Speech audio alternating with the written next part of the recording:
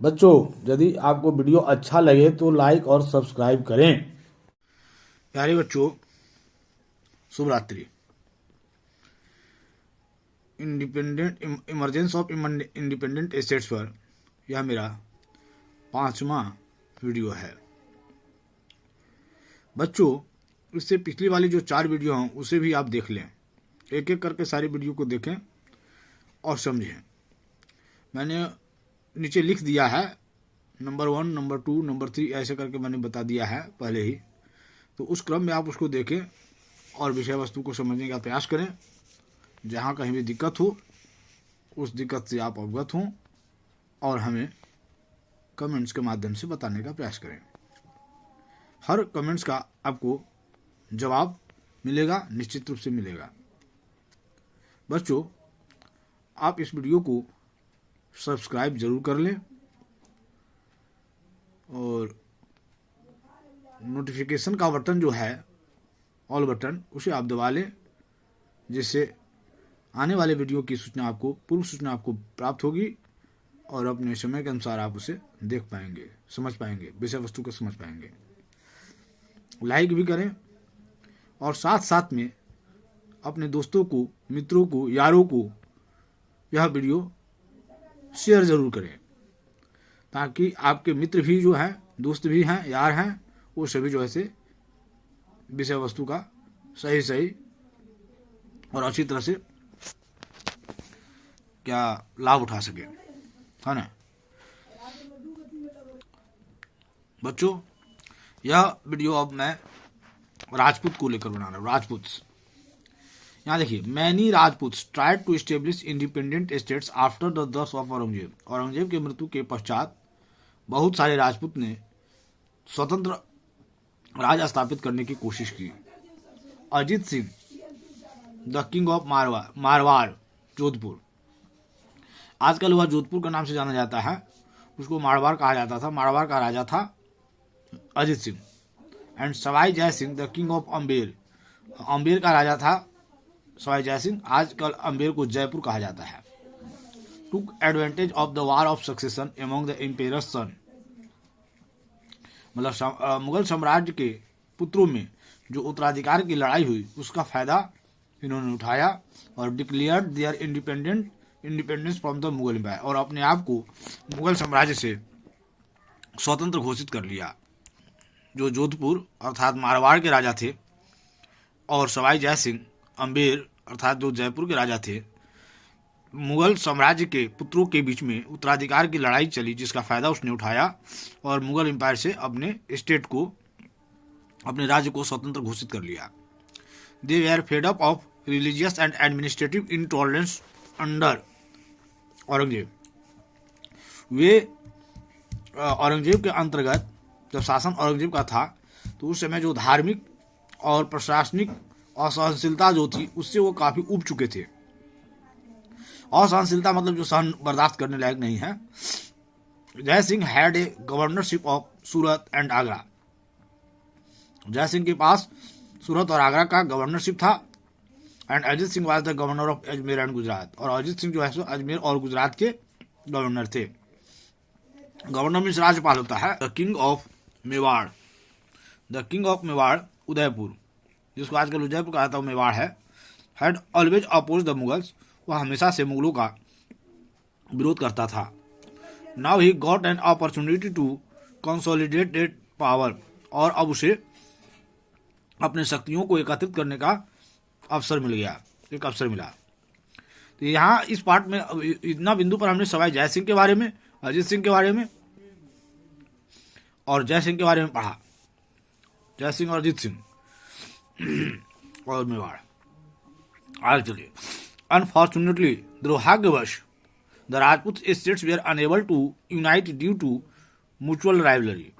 दुर्भाग्यवश राजपूत राज्य जो था, जहाँ पर राजपूतों का राज्य था, वह अपने पारस्परिक विरोधी को, मतलब अपने आप में परस्पर एक दूसरे का विरोध करने के कारण एक यूनाइट नहीं हो पाए, एकत्रित नहीं हो पाए, एक जगह नहीं हो पाए, संगठित नहीं हो सके। संगठन एक जगह एकत्रित होने में असफल रहे। The surrounding territories diminished due to the increasing power of Jats, Marathas and local rulers. उनके चारों तरफ का जो क्षेत्र था, जाट, मराठा और स्थानीय शासकों का उदय होने के कारण, उदयमान शक्ति के कारण समाप्त हो गया। इस प्रकार राजपूत जो है अपने आप को कंसोलिडेट नहीं कर पाए और एक कुशल शासक के रूप में अपने आप को स्थापित नहीं कर सके।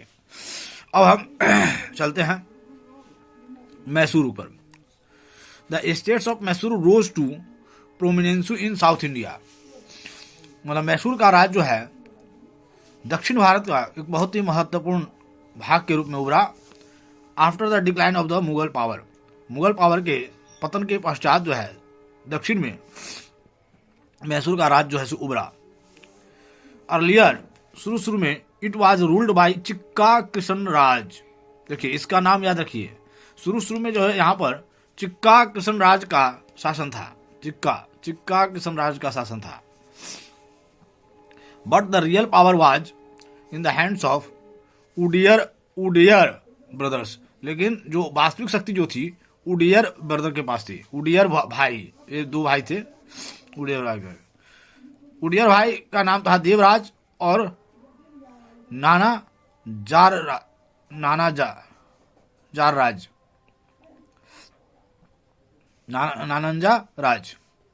देवराज और नानंजा राज।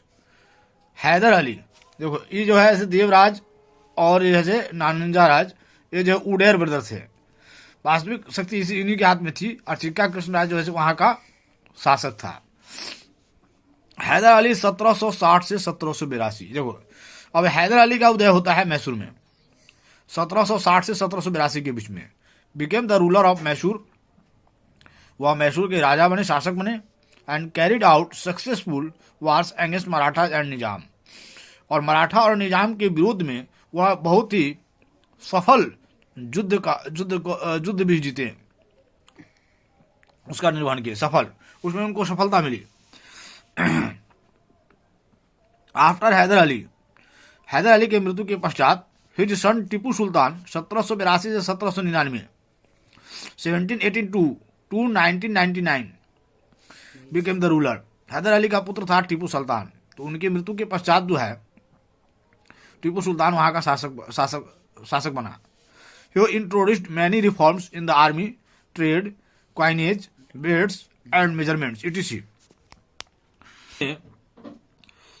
कई सुधारों को, मतलब फौज में सुधार, ट्रेड में व्यापार, क्वाइनेज यानी सिक्का, वेट्स यानी भार, मापतौल, मेजरमेंट में मापतौल, इसमें काफी सुधार उन्होंने किया। कौन क्या सुधार? टीपू सुल्तान ने किया। याद रखिए हैदर अली का बेटा था Tipu Sultan. He encouraged hard work and protected the farmers. उन्होंने कठिन परिश्रम को उत्साहित किया और किसानों को सुरक्षित किया। He was also an able warrior and general। वह एक बहुत ही कुशल मतलब समर्थ योद्धा और सेनापति थे। He organized his army on European style। उन्होंने अपने आर्मी को मतलब फौज को यूरोपियन स्टाइल में संगठित किया। ही वाज ए मुस्लिम, वे मुस्लिम थे, but was tolerant towards other religions. लेकिन दूसरे धर्मों के प्रति भी वे सहनशील थे। Tipu Sultan was a staunch enemy of the British and kept opposing them till his death.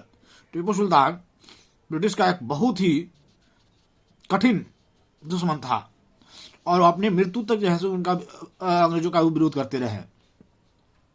He sent his ambassador to France, तुर्की, Iran and Arab states to seek help against the British. उन्होंने अपने राजदूतों को फ्रांस में, तुर्की में, Iran में, अरब राज्यों में British के विरोध में सहायता मांगने के लिए भेजा था। He tried to modernize his naval power to strengthen his power and to develop external trade। उन्होंने अपने नौसेना को मजबूत करने के लिए और बाहरी व्यापार को विकसित करने के लिए आधुनिकीकरण करने की कोशिश की। आधुनिकरण है मॉडर्नाइज, उस समय जो मतलब प्रचलन में था उसको उसके अनुरूप बनाना। जैसे आज प्रचलन में कंप्यूटर है ना, कंप्यूटर है, यूट्यूब है, क्या कहते हैं गूगल है, ये सब क्या है मॉडर्न हो गया। इसमें लोग जो समर्थ है वो अपने को आपको इसमें ढाल रहे हैं। ऑन दी होल संपूर्ण रूप से India of 18th century lacked social unity due to feudal division and economic disparity. संपूर्ण रूप से 18वीं शताब्दी का भारत सामाजिक एकता की कमी थी। क्यों? क्योंकि वहां सामंतवाद का सामंती विभाजन था, विभाजन होने के कारण और आर्थिक असमानता के कारण, आर्थिक असमानता और सामंती विभाग के कारण, बंटवारा के कारण समाज में एकता की कमी थी। The condition of the women was not good. उस समय के भारत में औरतों की स्थिति जो है काफी औरतों की स्थिति अच्छी नहीं थी। The backwardness of agriculture and industry at the hands of foreign companies destroyed the internal and external trade. कृषि और उद्योगों का पिछड़ापन औरंगजेब के हाथों में आने से बर्बाद हो गया। उसका अंदर का और बाहरी व्यापार जो है पूरी तरह से बर्बाद हो गया। Culture, architecture, painting, music and literature also suffer. संस्कृति, आर्किटेक्चर बनावटी, पेंटिंग, म्यूजिक और लिटरेचर साहित्य भी जो है इसका भोग भोगा, वो भी सफर किया। Urdu emerge as the lingua franca of high classes. उस समय उर्दू जो है लिंगुआ फ्रैंका के रूप में जो है तो जिस प्रकार अभी जो अंग्रेजी को लिंगुआ फ्रैंका कहा जा सकता है। लिंगुआ फ्रैंका का बात क्या मतलब हुआ? हम जो भाषा जानते हैं उस भाषा से विपरीत भाषा जिसका बराबर प्रचलन, जैसे अभी अंग्रेजी का प्रचलन खूब होता है, अंग्रेजी में कोई आदमी बोलता है, बैठता है, उठता है अंग्रेजी में तो उसे अच्छा कहा जाता है। तो इस तरह से या उस समय उर्दू का जो है सो इसी प्रकार की भाषा के रूप में वह उठा, जो उच्च क्लास में काफी प्रचलित में था। The Hindus received primary education at the temple. Hindu जो है सो अपना प्राथमिक शिक्षा मंदिरों में प्राप्त करते थे and Muslim at the mosque, और मुस्लिम जो है सो मस्जिदों में करते थे। इस प्रकार हमारा यह chapter emergence of independent state समाप्त हुआ, जो 7वीं कक्षा के बच्चों के लिए है। बच्चों, मैं आशा करता हूं कि आपको मेरी बात समझ में आई होगी, आपने बात को समझा होगा। यदि फिर भी कहीं दिक्कत हो तो आप जो है सो हमें संपर्क करें, कमेंट्स के माध्यम से संपर्क करें। मैं भरपूर कोशिश करूंगा कि आपकी समस्या का निदान हो, आप अच्छा से अच्छा अपने कक्षा में कर सकें।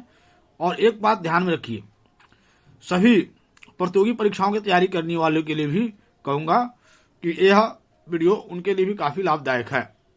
छोटे छोटे जैसे लिंगुआ फ्रैंका का शब्द आ गया, उर्दू का भी मर्ज हुआ, जय सिंह कौन था, शिवाजी कौन थे, जीजाबाई कौन थी, इत्यादि जो है हर प्रकार के परीक्षाओं में जो है पूछा जाता है। क्वेश्चन जैसे थोड़ा बहुत उस प्रश्न पत्र पूछे जाते हैं, इसलिए वे भी यदि इसे देखेंगे, समझने का प्रयास करेंगे, मुख्य बिंदुओं को जो है सो समझ याद रखेंगे तो उन्हें प्रतियोगी परीक्षाओं में फायदा होगा। बच्चों फिर मैं आपसे कहूंगा आप इसे सब्सक्राइब जरूर करें, ऑल बटन प्रेस जरूर कर लें और अपने दोस्तों के बीच में इसे शेयर अवश्य करें। इन्हीं बातों के साथ आज का यह वीडियो समाप्त करता हूं। धन्यवाद बच्चों।